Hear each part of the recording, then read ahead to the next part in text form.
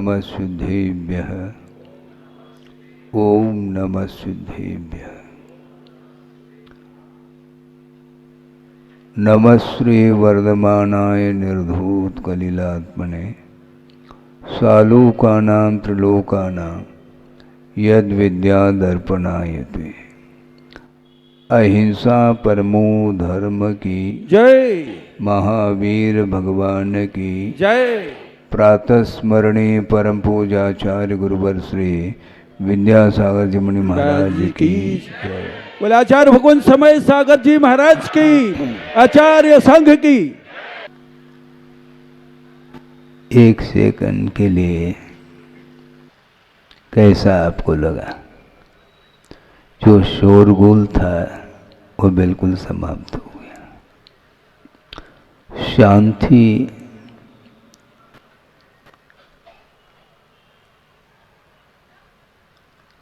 बाहर से नहीं आती, भीतर से शांति आती है। हम प्रारंभ कर रहे हैं कि मुनि महाराज को पड़गान करके ले गए।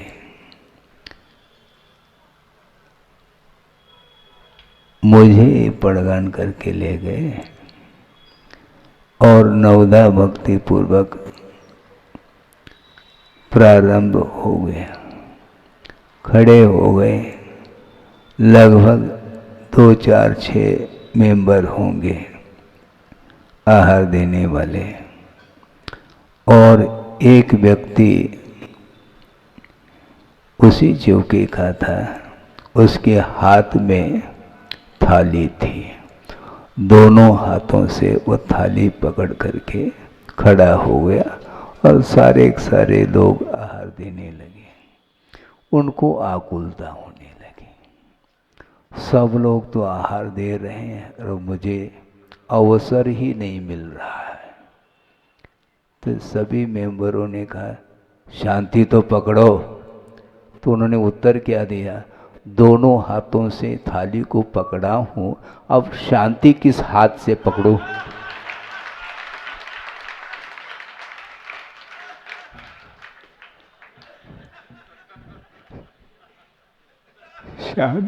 शांति किस हाथ से पकड़ूं?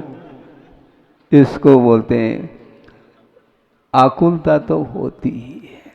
महाराज आपको क्या अनुभव है? क्योंकि आपने बहुत अल्प मात्रा में दिया होगा, हमने दिया ही नहीं लगभग, ही समझ लो।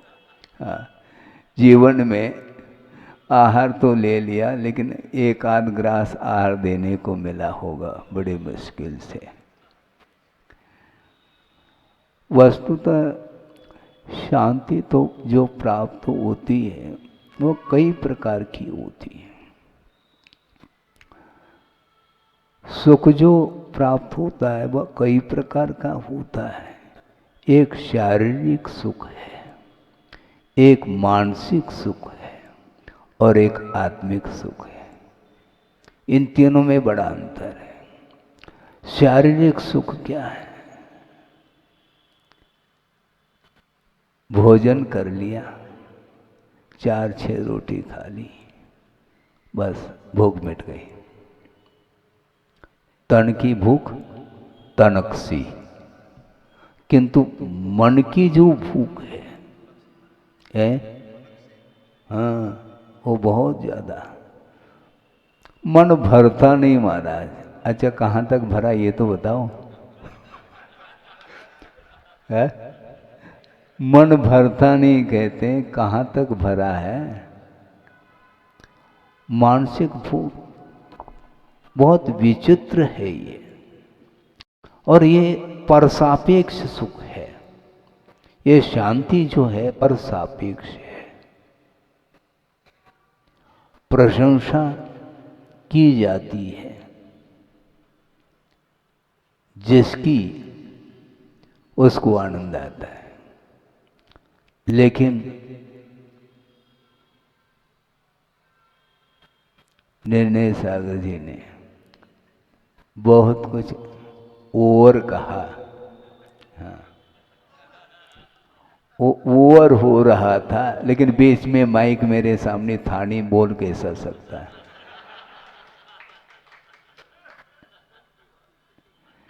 जो भी विशेषण हैं वो गुरुदेव के लिए दे, कम पड़ जाएंगे विशेषण।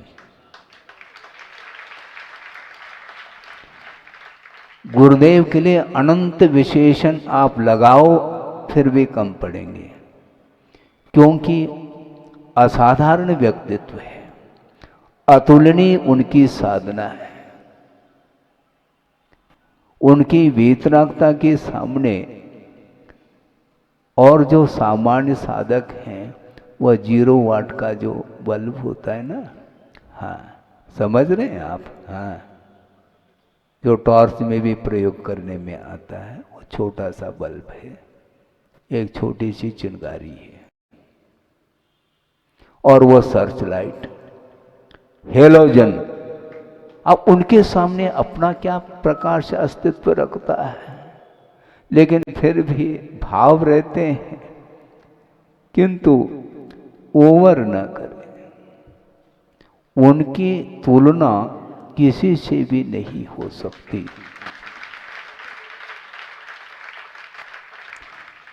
अतुलनीय उनका व्यक्तित्व है। उन्होंने अपने जीवन में जो साधना की है, निरपेक्ष भाव के साथ उन्होंने साधना की है, और विश्व के कल्याण की भावना भीतर रखते हुए उन्होंने साधना की है। उस प्रकार के साधक का दर्शन बहुत कठिन होता है, और हम और आपका इतना तेज पुण्य रहा, उनका सानिध्य लंबे समय तक मिला है।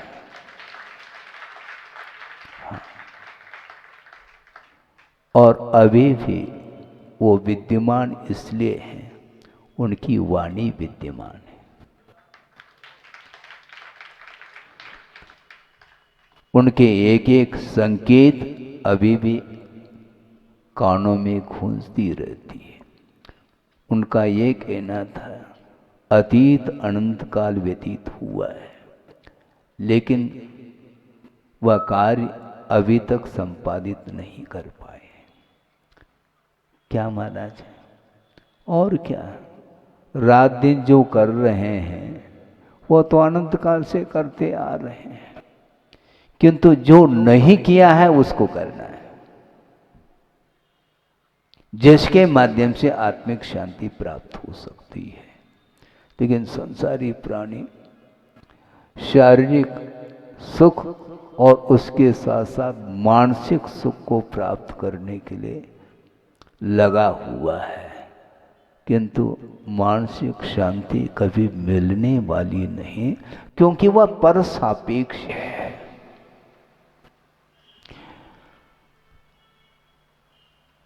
स्वर्ग में असंख्यात देव देवियां हैं, और उससे बढ़कर और किसी को भी मानसिक दुख नहीं होता जो उन्हें प्राप्त होता है।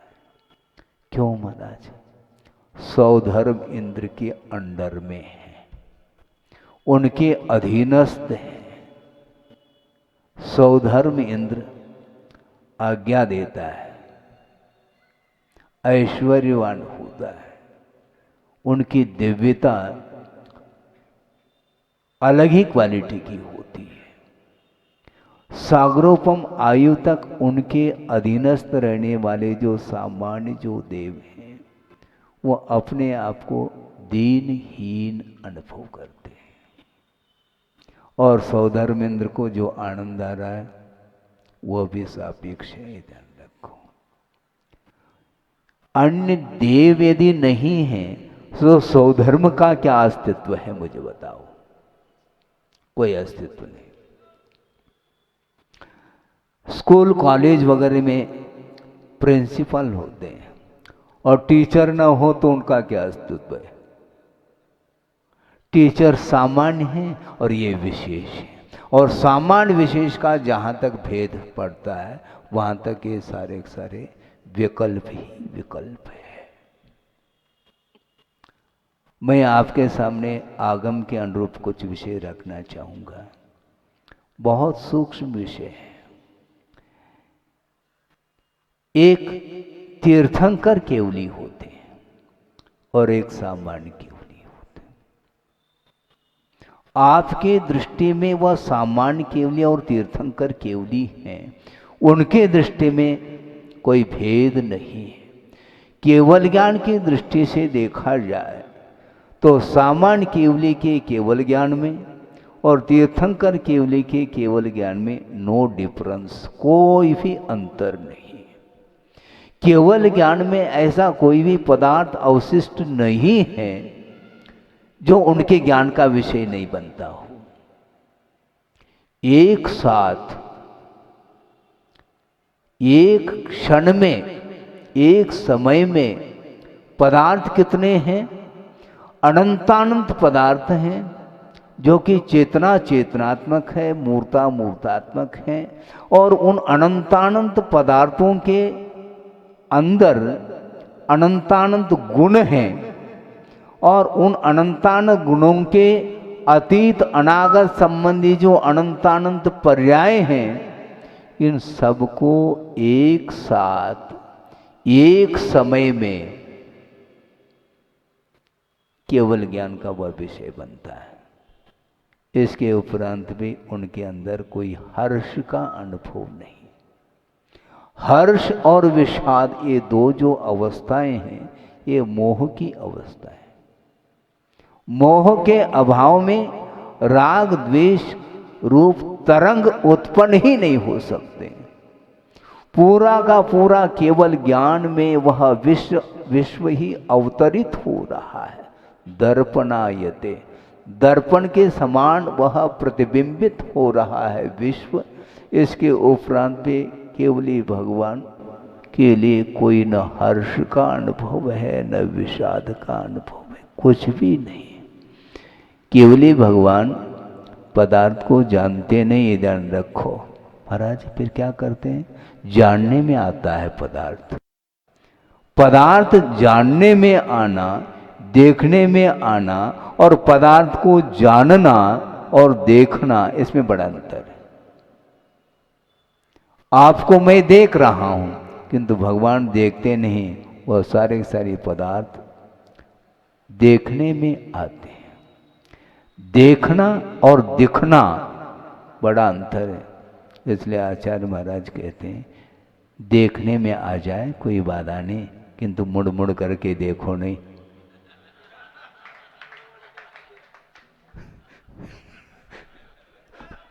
बहुत कठिन काम है। संसारी प्राणी सीधा नहीं चलता है, चलता है 4 कदम, फिर मुड़ करके इधर देखता है और कोई देख न ले पुनः सावधान हो जाता है।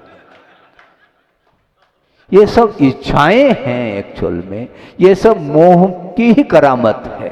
मोह के सद्भाव में ही इस प्रकार के अनेक प्रकार के विचार इच्छाएं जागृत होती हैं। उसके माध्यम से वह सुख का अनुभव करना चाहता है, किंतु ये पराधीन सुख है।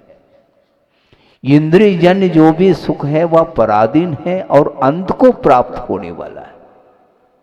और दूसरी बात, ये इंद्रियजन्य जो सुख है, इसकी धारा एक से बनी नहीं रहती, टूटती रहती है और दुख से वह मिश्रित है धारा। बिजली है, स्विच ऑन कर लिया और पंखा घूमने लग गया, आपको शीतलता मिलने लगी और एक क्षण में बिजली गोल हो गई, शीतलता समाप्त। इसको बोलते हैं कर्माधीन। कर्म के उदय में जब तक साता वेदनी का उदय होता है, पुण्य का उदय होता है, तो संसारी प्राणी फूला नहीं समाता। किंतु अगले ही पल में असाता का उदय आ जाए तो भगवान के सामने हाथ जोड़ता है। भगवान के सामने हाथ क्यों जोड़ते हो? है? जब साता का उदय था उस समय भोगने में लग गए, उस समय भगवान याद नहीं आए और कष्ट का अनुभव होने लगा तो भगवान के सामने हाथ जोड़ता है और साता का उदय होता है उस समय हाथ नहीं जोड़ता, हाथ दिखाता है। समस्या ये है, संसारी प्राणी उसकी प्रवृत्ति अजीब प्रकार की प्रवृत्ति है। ये जो कुछ भी सुख मिल रहा है ये स्वाधीन सुख नहीं है, पराधीन है। धूप कभी छाव। पौष के महीने में धूप अमृत का काम करता है, किंतु सूर्य के सामने एक छोटा सा बादल का टुकड़ा पहुंच जाए तो देख लो फिर कपकपी कैसी छूटती है, और वो हट जाए तो ऐसा लगता है कि जैसे गरम गरम है। क्या है महाराज, आप कह दो, हम काय को कहें, कहने की आवश्यकता नहीं। ठंड के दिन में पढ़ाई करके सब लोग, हाँ वही मैं यही सोच रहा था, कोई एक आध व्यक्ति तो मिल जाए बोलने वाले, तो उसी प्रकार वह अनुभव करता है। ये सुख जो है ये पल भर के लिए मिलता है, और किया हुआ दुख का, अपनी असाता का उदय जब सामने आता है तो हैरानी का अनुभव करता है। भोजन करने के लिए कोई बैठा है? मुख में मिठाई है, रसगुल्ला है, किंतु कॉल आ गया तो विकल्प आता है, क्या समाचार आया। यदि कोई दुखद घटना आ गई, समाचार में सुनने को मिल गई, तो वह मुख में जो रसगुल्ला है उसका आनंद नहीं आता, वह नीरस लगता है। और सुखद समाचार आ जाए तो एक और रसगुल्ला मुख में ले लेता है। ये है समस्या संसारी प्राणी की। इसलिए सांसारिक सुख और दुख ये दोनों कर्म के अधीन है। इसलिए सौधर्म इंद्र को भी जो सुख मिल रहा है और सामान्य जो देव हैं उनके कारण मिल रहा है। यानी संसारी प्राणी को जो सुख मिल रहा है, दूसरे को कम सुख हो तो उसको तसल्ली है। यदि इक्वलिटी है, समानता है, अरे सब समान हो गए, सबको एक से अंक मिल गए मान लो, तो राष्ट्रपति पुरस्कार किसको मिलेगा? समस्या खड़ी हो गई। सब एक से हैं, सबको 100 नंबर मिल गए मान लो, अब किसको क्या आनंद आएगा? और सब फेल हो गए, किसी को दुख नहीं। सभी फेल हो गए सर, लेकिन सब मिलकर के टी पार्टी करते। सोचो, विचार कर। ये सब मैं नहीं कह रहा हूं, गुरुदेव कह रहे हैं ध्यान को। उनके मुख से कई बार हमने सुना, इसलिए मुझे ज्यादा मेहनत करने की आवश्यकता नहीं पड़ती। उनका नामस्मरण कर लेता हूं, उनके शब्द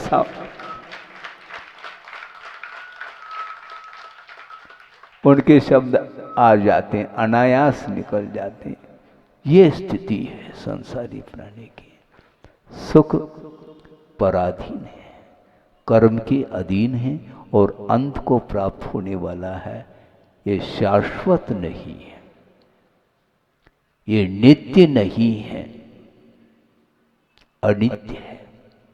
सरोवर है और सरोवर में हवा के झोंके के कारण तरंग लहरें उत्पन्न हो रही हैं, लेकिन ये ध्यान रखो उत्पन्न होकर के मिट रही हैं, वो शाश्वत नहीं।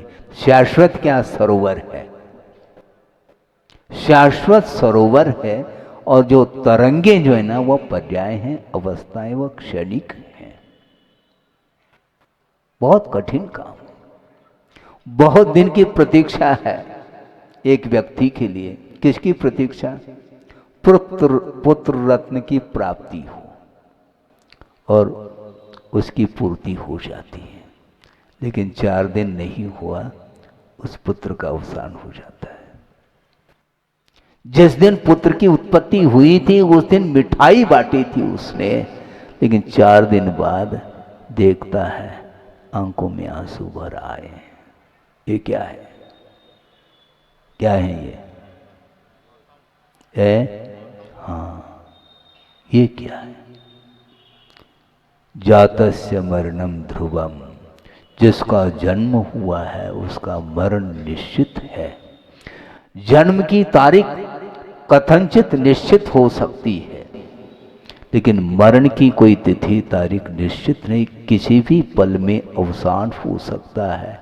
इसलिए बंधुओं, ये जो मनुष्य पर्याय मिली है, जो जैन कुल मिला है, आर्यखंड मिला है, देवगुरु शास्त्र का समागम प्राप्त हो रहा है, तो ऐसी स्थिति में इस मनुष्य जीवन की सार्थकता सिद्ध करने के लिए अपने को सांसारिक सुख की ओर दृष्टि नहीं रखना, किंतु हमेशा हर पल प्रभु को और गुरु को स्मरण में लाते हुए कर्म निर्जना करने के लिए तत्पर होना चाहिए। यथाशक्ति कर लो, इसमें कोई बाधा नहीं।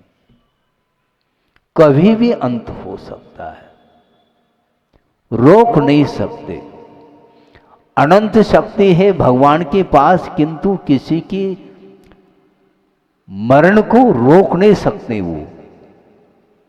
महाराज उनके पास अनंत शक्ति है ना, अनंत शक्ति है, इसके काम में थोड़ी आती, क्योंकि ये वस्तु का स्वरूप है। और स्वरूप स्वभाव जो होता है वह स्वभाव दुरतिक्रमः, स्वभाव का उल्लंघन संभव नहीं है। स्वभाव को रोका नहीं जा सकता, नेचर को रोका नहीं जा सकता। महाराज ये लड़का है आपका ही है, अच्छा रख लो फिर। महाराज इसको समझाओ, ये बहुत क्रोध करता है। अच्छा क्रोध करता है, क्रोध वहीं पर मिट जाए तो यहां आने की जरूरत क्या है? इसको समझाओ महाराज, ये आपका ही लड़का है। ये व्यवहार की भाषा है, हम भी समझने लग गए। भोपाल की भी भाषा अलग है, हाँ विदिशा की अलग है, नागपुर की अलग है, सबकी भाषा को मैं जानता हूँ कि वस्तुतः भीतर के भाव क्या है। क्रोध करता है महाराज लड़का, मानता नहीं। अच्छा क्रोध को ही कषाय मानते हैं आप, मान माया लोभ को कषाय नहीं मानते हैं? क्रोध से भी भयानक है मान, बहुत भूत है वो।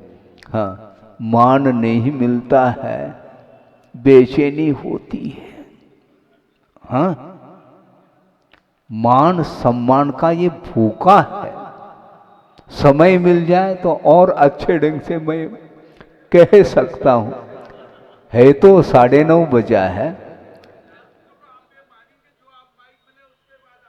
सुनो तो सुनो तो सुनो सुनो, समय का बंटवारा किया है। सुनो 50-50 हमने बांट दिया था। निर्णय सागर जी मंच पर हैं, उनको भी मिले, उनको भी दे दिया और थोड़ा आपको भी दे दिया है, क्योंकि हम बाहर तो जा नहीं रहे हैं। मौसम तो ठंडा है, तो मैं क्या कह रहा था भूल गया, यही समस्या है। हाँ क्रोध जो है, क्रोध मान माया और लोभ। क्रोध होता क्यों? सम्मान नहीं मिलता है तो क्रोध। मान और कोई वस्तु नहीं, वह भी एक तरह का लोभ ही है, सम्मान का लोभ। और सम्मान यदि नहीं मिलता है तो वह ये सोचता है कि भैया भोजन न मिले कोई बाधा नहीं, लेकिन सम्मान तो मिलना चाहिए। हाँ सम्मान में देरी नहीं होनी चाहिए। हम देर से भोजन कर लेंगे, 12-1 बजे कर लेंगे, लेकिन उसके पहले पर्याप्त मात्रा में तबीयत से मान मिलना चाहिए। ये जो है इच्छा होती रहती है। प्रशंसा का भूखा है संसारी प्राणी। क्या उससे पेट भरता है क्या? कुछ भी नहीं। आपका दूसरे के अधीन है, ये ध्यान रखो। हम प्रशंसा चाह रहे हैं, प्रशंसा करने वाला कोई यदि नहीं है तो हमें सुख कहां मिलेगा? फिर ताली बज जाए तो भीतर आनंद आता है, और ताली न बजे तो, और बंद करने के लिए ताली बजाने लग जाए तो और परेशानी होगी। तो दो तरह की ताली हो गई। बहुत कठिन काम है ये, लेकिन ये होता है। इसलिए क्रोध ही मात्र कषाय है, ऐसा नहीं, मान भी कषाय है। सभा में एक व्यक्ति का सम्मान हो रहा था और शाल उड़ा करके श्रीफल के साथ, छोटा लड़का था, वो सोच रहा था कि पिताजी को ठंड लग रही है, शायद चाड़ ओढ़ पिताजी को ठंड लग रही है ऐसा लगता है, शाल से उड़ा दिया उनको, क्योंकि वो जानता नहीं कि वह मान क्या है, सम्मान क्या है, उसको कोई ज्ञात नहीं है। सोचो, इसी को बोलते हैं कर्म का फल भी जो मिलता है, द्रव्यादि निमित्त वशात कर्मण फल प्राप्ति हृदय, ऐसा कहा। कर्म का जो फल मिलता है वह द्रव्य, क्षेत्र, काल इत्यादि के निमित्त को लेकर के मिलता है। सभा में 4 व्यक्ति बैठे हैं, सम्मान का क्या आनंद आएगा? खचाखच सभा भरी हो और उसमें मिल जाए तो बहुत अच्छा आनंद आता है उसको। अब सोचो, ये मानसिक भूख है, मानसिक शांति है। हम ये गुरुदेव ने ये कहा था, आपको पूजन करते समय आनंद आता है? आता है, अच्छी बात है। लेकिन पूजन करने के उपरांत उससे भी आनंद आता है किसी के द्वारा प्रशंसात्मक शब्द सुनने को मिलते हैं तो। ये क्या वस्तु है? वहां पर जो आनंद आ रहा था वह आत्मिक आनंद है।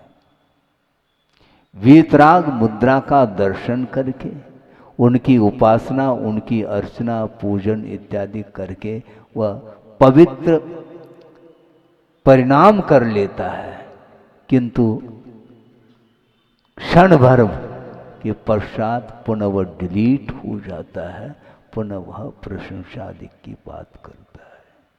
इसमें कुछ भी नहीं रखा है। वस्तु तो देखा जाए, शब्द ही तो है। मान लो किसी व्यक्ति की प्रशंसा किसी ने कर ली और पूरी सभा ने सुन ली, किंतु पूरी सभा को तो आनंद नहीं आया। जिसको टारगेट बना करके, फोकस बना करके प्रशंसा की, उसको आनंद आ रहा है, दूसरे को नहीं। जबकि सबने सुन लिया है। शब्द तो शब्द है, सबके कानों में शब्द पहुंचे क्या नहीं? मेरी प्रशंसा थोड़ी की जा रही, उनकी की जा रही है, मेरी थोड़ी की जा रही है। ये सब क्या? ये मेरा तेरा जो संबंध जुड़ा हुआ है, यही मोह है, यही स्वामित्व भाव है। इसको समाप्त करना खेल नहीं है बंधुओं। हाँ, खेल नहीं है, ये अनंत कालीन ये संस्कार बने हुए हैं। मैं ये कह रहा था, क्रोध आता क्यों? लोभ के बिना क्रोध नहीं आ सकता, ये ध्यान रखो, लिख के रखो। लोभ के बिना क्रोध नहीं आ सकता। जिस व्यक्ति के अंदर किसी भी वस्तु के प्रति लोभ नहीं है तो वो क्रोध काय को करेगा? वो करेगा काय को? किसी ने आपकी वस्तु को उठा ली, आपको क्रोध आएगा? मुझे काय को क्रोध आ गया? हमारा संबंध ही नहीं है। पर वस्तु से जो संबंध था उसको कट कर दिया, खत्म। अटैचमेंट नहीं, इसलिए नहीं, मेरे पास अटैच ही नहीं है। तो किस वस्तु के साथ अटैचमेंट रखे? अटैच ही छोड़ दी, अटैचमेंट भी छोड़ दिया। रखना क्या है? किसी व्यक्ति विशेष के प्रति हमारा कोई भी संबंध नहीं है। हाँ, गुरुदेव ने कहा था व्यक्ति विशेष से जोड़ो नहीं। हाँ, ये जोड़ना और जुड़ना ये ठीक नहीं। सभा को संबोधित किया जा रहा है और सभा सामान्य है, और इसके उपरांत व्यक्ति विशेष के प्रति जुड़ाव, उसको छोड़ना है, उसको छोड़ना है। ये जो स्नेह है ये ठीक नहीं। सामान्य में राग नहीं है और विशेष में राग। ये मुख्य अतिथि। अच्छा, बाकी क्या है? वो अतिथि नहीं है क्या? विशेष अतिथि, मुख्य अतिथि, ये जो विशेषण है इसमें कुछ मिलता है, रस आता है उसमें भी। निचोड़ लो रस। नींबू का रस निचोड़ते हैं, उसी प्रकार इसमें भी उसको रस आता है, वो रस चखता रहता है। ये सारा जो कुछ भी सुख है, आनंद है, ये पराधीन है, पर वस्तु के साथ संबंध जोड़ने से इस प्रकार की एक प्रतीति होती है। वस्तुतः ये सुख नहीं, सुखाभास है, ऐसा कहा है। हाँ, कोई ताली नहीं बजा रहा है, क्योंकि सुनो, कहने से मत बजाओ, क्योंकि महाराज आप जो कह रहे हैं वो हमें अच्छा नहीं लगता। हमें जो अच्छा लगता उसको तो कहो कम से कम। अब मैं उसको मैं क्या कहूँ, क्योंकि हमने सब छोड़ दिया और वही मैं दे दूं। भगवान ने सब छोड़ दिया, लेकिन किसी को दिया नहीं उन्होंने। ध्यान रखो, क्यों? क्योंकि संसार से उनको स्वयं को मुक्त होना है, तो सभी को मुक्त होना चाहते, सभी को मुक्ति मिले, ये उनकी भावना है। इसलिए संसार में आपको काय को रखेंगे वो है? ये होना चाहिए। इसलिए गुरुदेव ने एक बात कही, हाइकू है, वो आपके सामने रख करके 2 मिनट में पूर्ण कर रहा हूँ। बहुत ज़्यादा मोटिवेट ठीक नहीं है, क्योंकि मोटिवेट आप इतने मोटे हो गए फिर भी मोटिवेट काय को? मोटिवेट का वेट बहुत बढ़ गया, फिर भी मोटिवेट कह रहा हूं। मैं ये कह रहा था, गुरुदेव ने हाइकू दिया है, छंद है जिसमें 17 अक्षर है, ऊपर नीचे 5-5 और बीच में 7। जोड़ो न जोड़ो, जोड़ो न जोड़ो, जोड़ा छोड़ो। जोड़ो न जोड़ो, जोड़ा छोड़ो, जोड़ो तो बेजोड़ जोड़ो। हाँ, जोड़ने की आदत है तो बेजोड़ जोड़ो। बेजोड़ कौन है? पंच परमिष्टि है, उनके साथ ही हम संबंध रखना चाहेंगे और किसी से हमारा कोई भी संबंध नहीं है। किसी से किसी को जोड़ना नहीं, किसी से जुड़ना नहीं। यदि अज्ञान दशा में जोड़ा है तो उसको छोड़ो, और मान लो जोड़ने की ही आदत है तो बेजोड़ जोड़ो। कौन बेजोड़ हो सकता है? गुरु है, प्रभु है, इनके साथ संबंध रखो, क्योंकि प्रतिदिन आप बोलते हो चत्तारि शरणम पवैषामि, 4 ही मेरे लिए शरण है, तो 400 के शरण क्यों जाते हो? कोई आवश्यकता नहीं। अरहंत, शुद्ध, साधु और केवली प्रणीत धर्म ही मेरे लिए आलंबनी है, क्योंकि इनके आलंबन से ही भव समुद्र से पार हम हो सकते हैं। इसलिए हमारी भी भावना है कि जल्दी से जल्दी हमें मुक्ति मिले, और हमसे भी आपको पहले मिल जाए तो हमें कोई आपत्ति नहीं है।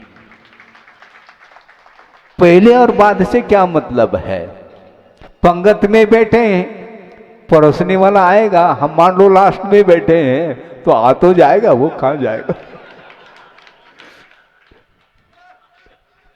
हमें आकुलता नहीं, कल भी हमने बात कही थी, हमें मोक्ष की भी आकुलता नहीं है, क्योंकि आकुलता करने से मुक्ति मिलेगी नहीं, ये सिद्धांत है।